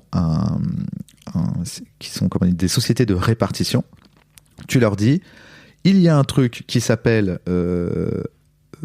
AHA, voilà. AHA est écrit par machin et Navo. Navo dans AHA a fait 40%. Et donc, à chaque fois que quelqu'un en France ou à l'étranger, mais c'est plus compliqué, mais en tout cas, à chaque fois que quelqu'un va exploiter cette œuvre et que ça va générer de l'argent et qui va reverser cet argent à la SACD en disant, par exemple, je suis un théâtre ou une production, enfin en tout cas la billetterie va dire, aujourd'hui on a diffusé, on a joué AAA, voici l'argent pour AAA qu'on est obligé de donner à la SACD. La SACD, elle est répartie. Donc, elle, toute sa vie, elle reçoit de l'argent de tous les gens des chaînes de télé, ou la SACEM, pareil, des chaînes de télé, des théâtres. Et elle dit, OK, AAA, c'est 40% pour Navo. Là, sur tel truc, il y a 100 balles. On donne 40 balles à Navo. Et c'est la somme de toutes ces répartitions qui font ce que la SACD me verse. OK. Voilà, c'est comme ça que ça fonctionne. C'est fabuleux. Voilà. Par contre, à côté, je pourrais très bien dire ouais, moi je veux bien, mais à côté de ça, je veux une note d'auteur ou je te fais une facture. Je veux aussi là cash maintenant. Je veux que tu me donnes tant, juste pour travailler avec toi. Voilà, je pourrais faire ça, mais je le fais pas. Ok. Alors que pour ce qui est de ça marche pas pareil en audiovisuel par exemple. En audiovisuel, je vais demander de l'argent en tant que j'ai travaillé, et je toucherai des droits d'auteur s'il y a des droits d'auteur à toucher. Parce qu'il y a plus d'argent là-bas, c'est ça que tu considères que c'est un peu... Ouais, parce que c'est pas le même rapport, ou moi souvent ça va être des rapports directs avec l'artiste quand j'écris pour un spectacle, alors que dans l'audiovisuel, c'est souvent on vient te chercher, on te fait un contrat d'exploitation de ce que t'as créé, et c'est pas pareil quand t'es réal, c'est pas, tu vois, quand t'es réal, t'es à la fois un technicien et un auteur. C'est-à-dire qu'il y a une partie artistique dans ce que tu fais en tant que réal, mais il y a une partie technique, donc là t'es payé pour la partie technique, voilà. Donc c'est aussi pour ça que j'ai une phobie administrative, c'est que quand je dois comprendre qui m'a payé pourquoi, comment, et à qui je dois de l'URSSAF ou des machins ou des trucs, mais c'est un bordel, ça donne envie de pleurer. Je touche jamais le même argent pour les mêmes fonctions, c'est jamais les mêmes argent, jamais la même fonction, et jamais la même boîte, pour jamais le même poste. Et on te dit, ouais, non, mais ça, il faut le donner à la maison des artistes. Ça, il faut que tu dois de l'argent pour tes points de retraite. Tu vois, moi, le prélèvement à la source, mais ça m'a fait rêver. Et après, je me suis rendu compte qu'en fait, ils prélèvent quasiment jamais à la source dans les milieux où je suis. Oui, c'est ça, j'allais dire oui. J'ai pas un CDI très simple où mon patron, il a compris qu'il fallait me prendre temps et il enlève temps et il le file au trésor. Mon différentiel, il est de 3000%. Je crois ça que quand il m'envoie mon avis d'imposition, ce qui a été prélevé à la source, je pense que c'était 20 fois moins que ce que je devais. C'est-à-dire que si je regarde pas, Si je dis juste, c'est m'en fout, je suis prélevé à la je source. paye, machin. Je viens de trahir les impôts, mais des sommes qui sont vraiment astronomiques. Et donc c'est compliqué. J'aurais bien aimé, moi, qu'on me prélève à la source et que ce soit réglé dès le départ. Surtout que dans le milieu artistique, je pense que ça fout vraiment la merde. Parce que on n'est pas dans le milieu de la finance, c'est pas des flèches, des tableaux Excel qui touchent cet argent, quoi. Je pense que la première fois que tu touches de l'argent un peu beaucoup et que t'as pas conscience du tout de ce que c'est les impôts, c'est dans ces moments-là que tu te retrouves complètement sur la paille. Les impôts, ils te détruisent. C'est parce qu'en fait, c'est la première fois de ta vie que tu touches autant d'argent, quoi. Tu m'étonnes. Je voudrais qu'on parle un peu de justement comment t'as grandi. Qu'est-ce que t'as appris en fait depuis que t'as de l'argent dans le jeu de l'argent par rapport à de là d'où tu viens, tu vois, où t'as un milieu. On racontait là juste avant de démarrer que tu t'as compris qu'il y avait un truc tout simple qui était en fait tu peux emprunter de l'argent. Et ça typiquement c'est pas un truc qu'on t'apprend quand t'es gamin de prol, quoi, parce que. Voilà, c'est ça, c'est qu'il y a un jeu et il y a quand même un gros intérêt dans ce jeu pour les gens qui y jouent à ce que un maximum de gens comprennent pas les règles. Et c'est vraiment les gens bien placés. Et c'est pour ça d'ailleurs que l'héritage culturel, de classe, tu vois, sociétal, de réseau, et pour moi, je trouve qu'il est autant important que l'héritage financier.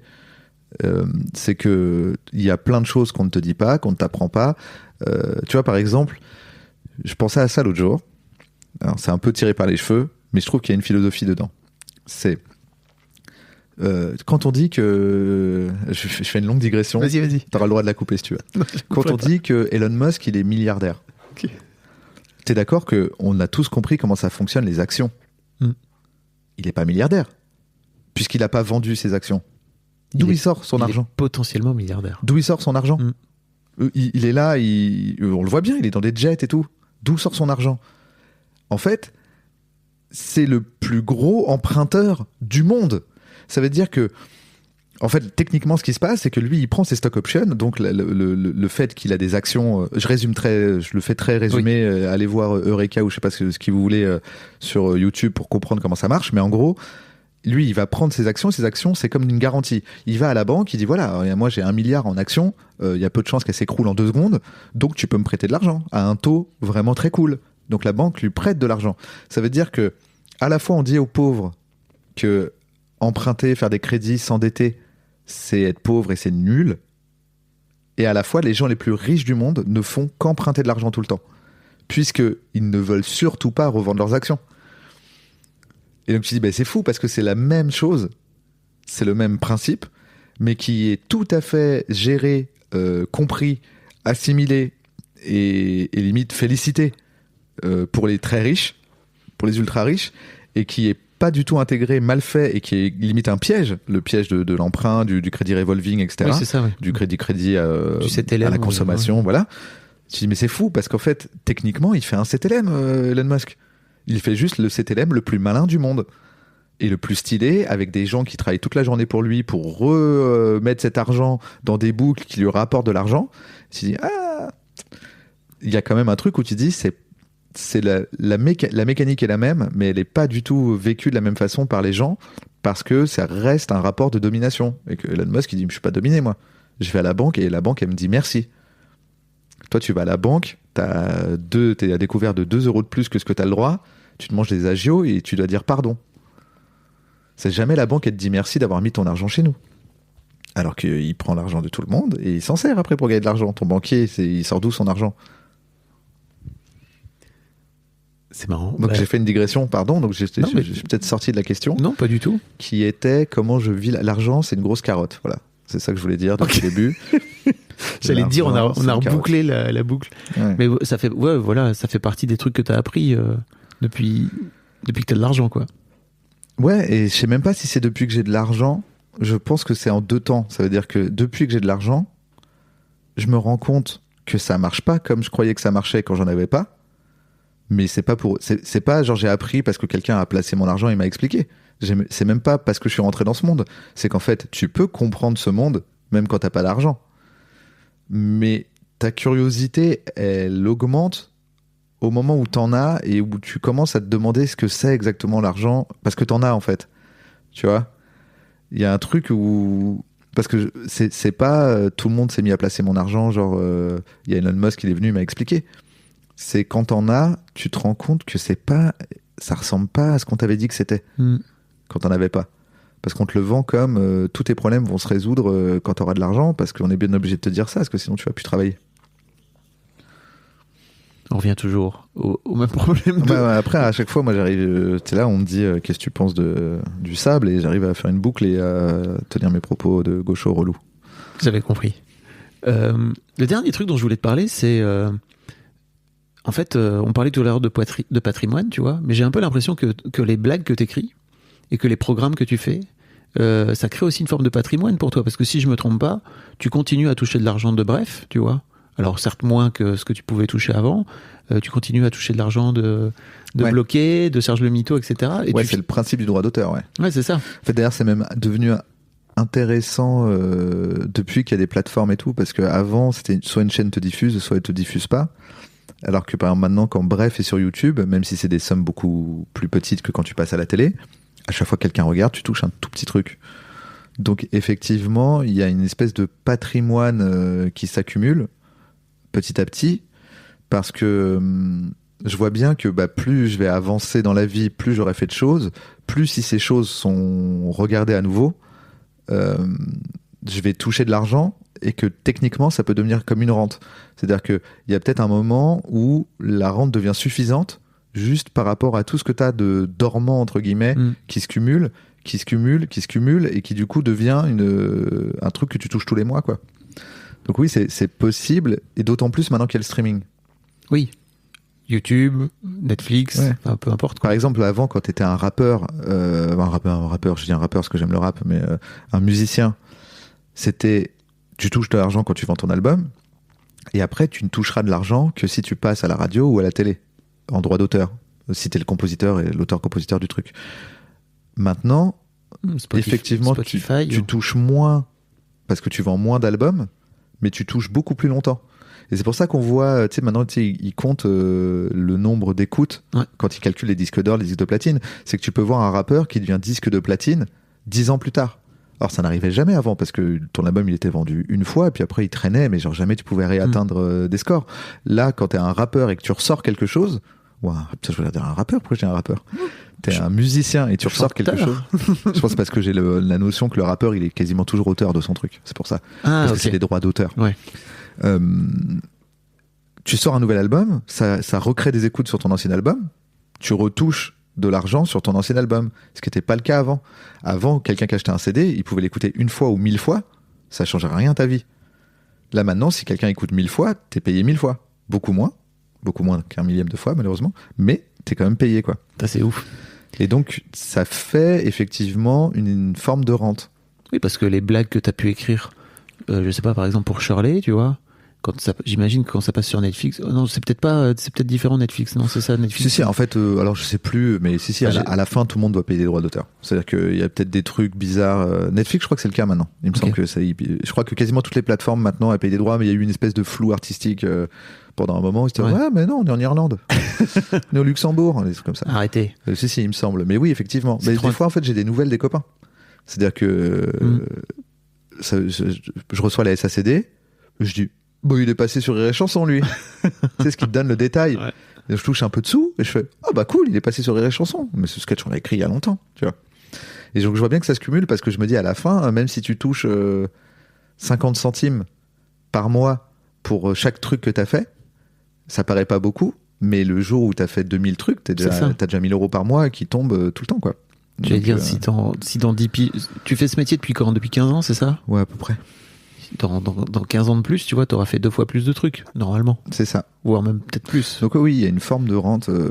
C'est trop intéressant. Ouais. À base de blagues. C'est ça. C'est quand même marrant, quoi. Ouais. Mais tu vois, c'est assez intéressant de se dire que, par exemple, Jean-Jacques Goldman, quand il y a une soirée spéciale Jean-Jacques Goldman, c'est une somme énorme, en fait. Alors qu'il ne fait absolument rien. Ouais. Tant mieux pour lui, hein, je dis pas que c'est. Mais ça veut dire que lui, il est là, il est posé chez lui tranquille, il met la une, il voit qu'il y a 1h30 de gens qui chantent ses chansons, soirée hommage à Goldman. Il fait, putain, charmé. Parce que 1h30 sur TF1 de SACEM, je pense, c'est quoi, c'est 80, allez, on va dire 100 minutes, j'arrondis, 100 minutes, c'est au moins 500 balles la minute. Ah ouais. Donc, au moins, je pense que ça doit même être, TF1, c'est peut-être 1000 ou 2000 balles. Bah, et là, il fait, bah attends, je viens de gagner 100 000, 200 000 euros, là. Je me suis assis sur mon canapé. Oh, il y a une soirée spéciale, moi. Bon, bah, je peux acheter une bagnole de luxe. Devenez Jean-Jacques Goldman, donc. Ça, c'est... Voilà. Donc effectivement, il y a ce rapport, voilà, mais qui fait un peu rêver les gens. D'ailleurs, c'est marrant, c'est souvent un peu le loto des artistes qui disent, tu sais, genre Patrick Hernandez ou Goldman, ils en parlent tout le temps. Ouais. T'imagines, le gars, toute sa vie, il touche de l'argent parce que ça, tu vois, le mec qui a écrit la musique de la pub machin ou tu vois, c'est un peu le. C'est la martingale. Ouais, c'est le rêve des artistes de dire un jour je ferai un hit et ce hit, c'est de l'argent pour toujours. Tu vois. C'est marrant. Et donc oui, il y a un peu ce truc-là. C'est hyper intéressant. Est-ce qu'il y a d'autres choses sur lesquelles tu voulais rebondir sur l'argent ? Je sais pas si j'ai été très clair. Si, je crois que les gens un peu dans tous les gens sens. seront un peu déçus que t'aies pas donné de chiffres, tu vois, mais peu importe. Que j'ai pas, pourquoi les... Oui, mais... C'est un peu le... Est-ce que c'est si important, non ? C'est ça le but de ton... T'es pas dans le capital, ton podcast ? Non, mais on s'en fout de qu'est-ce que touchent les gens. En fait, je crois que l'autre truc qui est important, c'est que... Tout ce qu'il raconte ton coach, là, dans l'épisode 1, j'ai rien à foutre de ce qui touche. Ce qui m'intéresse, c'est son propos sur l'argent. Mais en fait, ce qui est intéressant aussi, et que je crois que ça contribue un peu au tabou, c'est qu'il n'y ait pas de chiffres, tu vois. Et c'est toujours intéressant de donner des chiffres, parce qu'en fait, les gens après se confrontent, tu vois, à des chiffres. Par exemple, le premier épisode avec Victoire, enfin donc le deuxième épisode techniquement, mais le premier épisode avec Victoire, quand j'ai dit qu'en fait elle touchait 25 000 euros mensuels, les gens ils projettent tout de suite 25 000 euros et ça les fait un peu débloquer. Et puis après ils l'entendent, tu vois. Oui, mais parler pendant longtemps. Mais parce qu'elle, ce qui était intéressant, c'était je suis passé de 25 000 à 4 000. Exactement. Mais moi, combien je touche, qu'est-ce que ça change ? Oui, bien sûr. Non, je sais pas. Hein. En plus, pour le coup, je suis même pas en train de défendre le truc. Ça me dérangerait pas de le dire. Ouais, en fait, depuis tout à l'heure, je cherche s'il n'y a pas un truc que je peux dire, mais je ne retrouve pas parce que je suis tout le temps en collab. Bah oui. Tu m'as dit un jour, tu m'as dit un truc très marrant. Tu m'as dit que tu étais derrière Kian à récupérer les petits sous qui traînaient. Je trouvais ça tellement trop. C'est pas des petits sous pour le coup. Oui, je suis dans l'appel d'air. Non, mais en fait, c'est plus en termes de projet. Moi, je suis toujours dans l'appel d'air de Kian. Kian, tant qu'il m'appelle, tout va bien, quoi. Le jour où il m'appelle plus, il faut vraiment que je trouve quelqu'un d'autre parce que je suis pas moteur du tout, moi. C'est ça le truc, c'est que je suis pas un moteur des projets. Quand tu regardes, tu dis, mais quel projet il a lancé ? Aucun. Kian, il adore lancer des projets et il m'appelle pour travailler avec lui dessus. Mais moi, lancer des projets... Ça te fait pas peur, ça ? Tu te dis pas un jour, putain, peut-être qu'il faudrait que je lance un jour un projet, moi ? Je sais pas, ça me saoule un peu, j'ai pas la motive, mais bon, si un jour je suis obligé. Je veux dire, c'est pour ça que je disais, quand tu parlais là du risque et de machin, c'est que il peut y avoir, alors moi j'en ai rarement, et parfois j'ai des potes autour de moi qui en ont, donc je les rassure. Ça peut m'arriver d'en avoir. Là, quand j'ai eu le coup de ma mère et tout, j'ai eu un moment de, tu sais, tu paniques un peu. Et en fait, je me dis, non mais attends, c'est pas du jour au lendemain, il va falloir que j'aille travailler dans un bureau. C'est, bon, je vais devoir accepter un projet qui était sympa sans plus pour plein de sous. Tu vois ? C'est-à-dire qu'en fait, là, le luxe que je me paye, mais Aurel dit ça dans son dernier album, c'est que, en gros, tu payes en ne prenant pas de l'argent une forme de vision que tu as de ce que tu as envie que ce soit ta carrière et ton intégrité, en nous disant non, je vais pas faire une pub cochonou, ça m'intéresse pas, ça va pas m'amuser, je vais pas m'épanouir dedans. Et il se trouve que je suis dans une situation financière suffisamment bonne pour ne pas avoir à le faire. Par contre, oui, si demain j'ai besoin d'argent, peut-être je vais faire un truc, et je pense que la plupart des gens vont dire on s'en fout que tu l'aies fait ou pas. C'est juste que moi je vais dire ah putain, ce truc, si j'avais argent infini, je l'aurais pas fait. En gros, c'est ça que je veux dire. J'ai suffisamment de sous pour ne faire que ce que je veux. Ouais. Quand je fais un truc, c'est parce que j'ai envie de le faire, et il se trouve que ça me rapporte des sous. Un jour peut-être, j'aurai moins de sous, et donc je ferai quelque chose parce que c'est très bien payé. Et ce truc peut être très bien. C'est juste que j'aurais pu ne pas avoir envie de le faire, quoi. Je vais me poser la question dans l'autre sens. C'est intéressant. Et donc pour moi, le vrai luxe, c'est ça. Le vrai luxe dans ma vie, c'est ça. C'est que je ne fais des projets. En gros, je fais un projet sans jamais me demander combien c'est payé. Même des fois, on m'appelle et on commence à m'expliquer combien c'est payé. Et en fait, je dis non, mais je m'en fous, c'est bon, je le fais. On verra combien c'est payé, tu verras avec mon agent. Mais moi, en fait, je m'en fous, je le fais avec toi parce que j'ai envie de le faire. Donc que ce soit 1 balle ou 1 million de balles, à l'heure actuelle, c'est pas pour les balles que je le fais. Donc, on le fait. Et après, juste que je vérifie à l'année, ou on va dire au trimestre, ou je sais pas quoi, c'est si l'équilibre est toujours bon. Est-ce que les sous que je gagne sont à niveau des sous que je dépense? Et tant que c'est oui, je fais ce que je veux. Tu vois, c'est vraiment ça l'idée, en fait. Ouais. Et dans ça rejoint un peu ce que Christian Junod raconte, justement, c'est qu'il y a un côté un peu, viens donner le meilleur de ce que tu veux donner toi, par rapport à la société, par rapport à la vie, par rapport au monde, quoi. Et dans ton cas, c'est des blagues et des projets marrants. Dans mon cas, c'est même pas la question de ce que je veux donner au monde, c'est la question de qu'est-ce que j'ai envie de foutre. Ok. Tu vois, en gros, il pourrait être payé le podcast qu'on est en train de faire. Voilà. Je le fais quand même. Ouais. Là, en fait, même des fois, je sais pas si je suis payé. Ça m'arrive des fois, on fait un truc, je sais pas, c'est déjà avec Kian, il me dit tiens, j'ai dit mais c'est quoi? Il dit bah c'est ce truc-là. Je fais c'était payé. Tu vois, parce qu'en fait, tant que j'ai l'équilibre, c'est une question que j'ai pas envie de me poser, et pour moi c'est la vraie liberté. C'est pour ça que je disais c'est ma liberté, c'est l'argent. C'est cette liberté-là. C'est que je n'ai pas, et j'ai un train de vie qui n'est pas trop élevé par rapport à la situation. On va dire, je suis un transfuge de classe, mais dans ma classe, je suis pas si dépensé que ça par rapport à d'autres gens. Tu vois, moi, ce que j'aime bien, c'est prendre des taxis et manger dans des restos. Donc, c'est déjà un grand luxe, en fait. Et partir en vacances. Voilà. Mais pas partir dans les plus grands hôtels du monde où les chiottes sont en or, etc. Je m'en fous d'avoir un jet, je m'en fous d'avoir une Rolex, etc. Donc, j'ai choisi mon train de vie, j'ai un certain train de vie, je choisis mes projets et il se trouve que ça s'équilibre. Donc, je reste là-dedans. Voilà. Merci Bruno. Mais de rien, Fabou. C'était super. C'est vrai? Oui, je crois. J'ai peur d'être un peu parti dans tous les sens. Mais... Non, je crois pas. Bah, comme d'habitude, mais en même temps, Ouais. Mais à chaque fois que je suis avec toi, je pars dans tous les sens. Non, mais je me dis, mais il me recadre ou il me recadre pas? Parce que des fois, tu me laisses parler, je me dis, mais est-ce qu'il m'a recadré? Bah, parce que j'avais pas envie de te recadrer. C'était pas par peur ou je sais pas quoi. Ça va, c'était assez clair. Oui, tout à fait. Ok. Parce que si c'était pas clair, je te le dis, hein, tu sais. En fait, c'est surtout s'il y a quelque chose que tu voulais que je dise, à part combien je gagne. Non. Et que j'ai pas dite. Bah, tu me connais bien. Je t'en aurais parlé. Ok. T'as l'impression que j'ai dit tout ce que t'aimais bien que je t'ai déjà dit sur les sous. Oui. Et d'autres choses dont on n'avait jamais parlé, pour le coup. Mais en tout cas, ce qui t'a fait te dire. Oui, ça pourrait être intéressant. Tu l'as eu. Je l'ai. Ah, ce que j'ai peur, parce qu'on a déjà fait des interviews où c'est parti complètement en l'air et après tu dis mais il y a rien dedans, putain, merde, qu'est-ce qu'on a fait? Ouais. Non, mais t'as parlé de toi et c'était cool. Ok. Merci beaucoup. Au revoir les amis. Salut. Did you know 1 in 2 women wear the wrong foundation? Matching foundation is hard, but Il Maquillage makes it easy. Take the Power Match quiz to find a perfect match in seconds, customized to your unique skin tone, undertone, and coverage needs. With 600,000 5-star reviews, Woke Up Like This is our best-selling foundation for a reason. Available in 50 shades of weightless natural coverage. And with Try Before You Buy, you can try your full size at home for 14 days. Just pay shipping. Take the quiz at ilmaquillage.com/quiz. That's ILMAKIAGE.com/quiz.